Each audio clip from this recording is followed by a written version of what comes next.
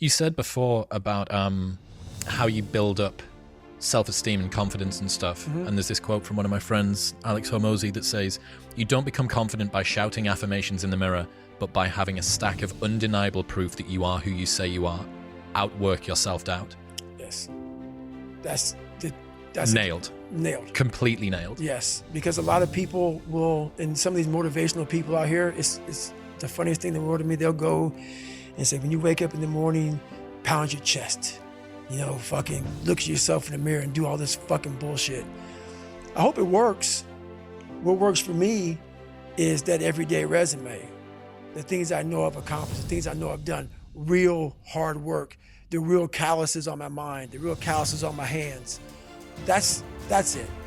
You don't need to pound your chest in the mirror anymore if you have that.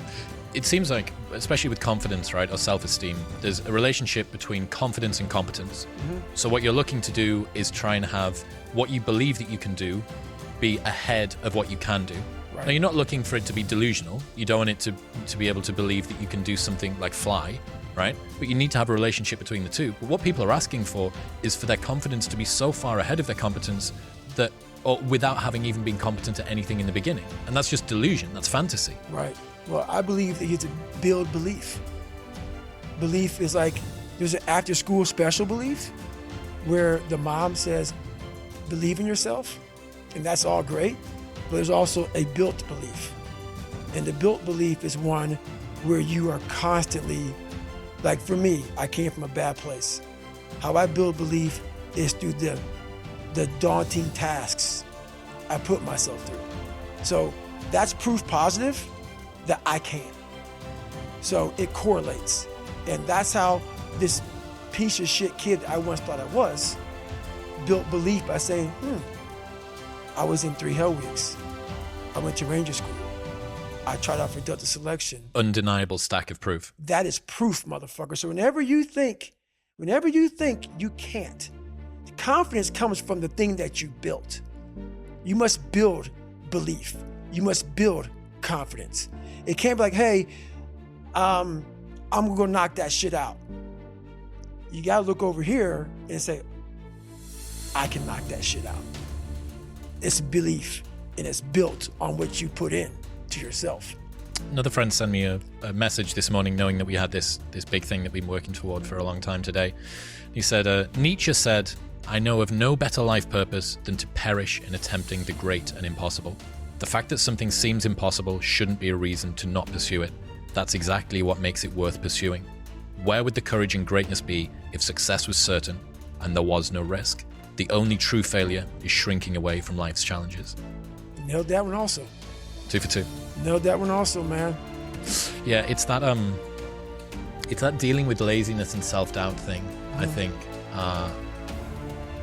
And I do wonder how many people use the look in the mirror, pound the chest, stare into your eyes, say your affirmations, don't get the results, and then lose confidence.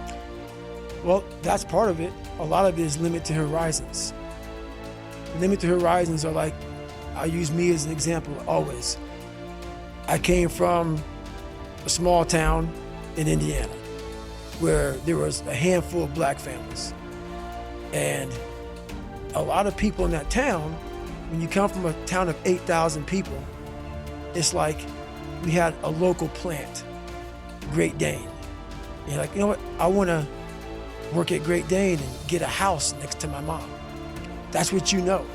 So many of us come from these small places in our mind that we're not willing to think outside of only what we've seen.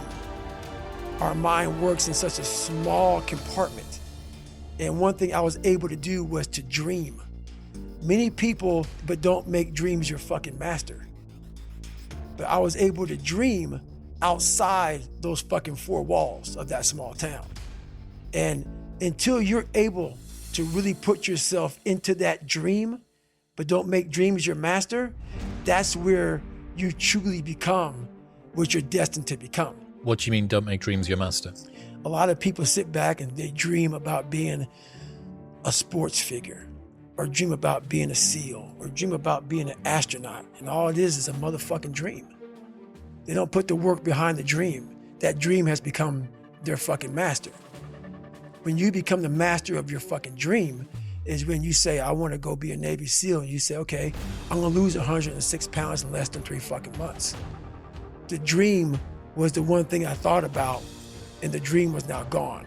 Now, what comes in, the dream goes away, and the fucking laundry list of fucking details and tasks come up. Gotta do this, gotta do this, gotta do this, gotta do this. That's when you become the master of your dream. So, a lot of people out there dreaming. Ryan Holiday says, talking about the thing and doing the thing vie for the same resources. Allocate yours appropriately. That's it. That's it. That's the way it works as well. That's the way that the brain works. You can actually get these kicks of dopamine by telling your friends about, I'm going to be a Navy SEAL, I'm going to start my training next week, it's going to be great, I'm going to feel like this. Feels good. It feels good to talk about that shit, man. It actually makes you feel good, makes you feel proud, all that shit.